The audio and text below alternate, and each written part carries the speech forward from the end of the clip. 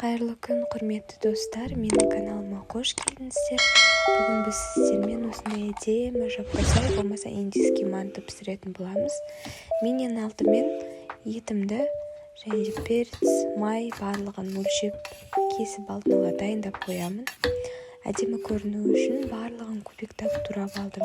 Бізге сәбіз, қызанақ, перец, картошка және де жуаны қолданатын боламыз.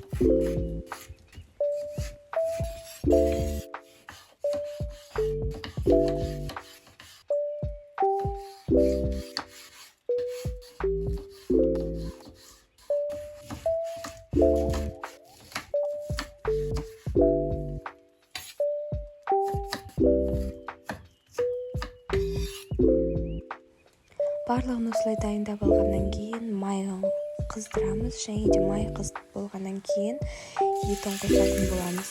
Етін жақсылап қуырып, еттің өзінің сөлі бөлінеді бойынан, және де содан кейін барып сразу тұз, қалауларыңыз бойынша специя, бұрыш барлығын қосуға болады. Және де осылардың барлығын жақсылап қуырып болғаннан кейін жуасын бөлек қыздырып қуырып аламыз. Содан кейін қалған сәбіз, перец, помидорды қуырып 10-15 минут бұқтырып пісіріп аламыз. Картошканы ең соңынан қалдырамыз, себебі картошка тез пісетін болғаннан кейін езіліп кетпес үшін.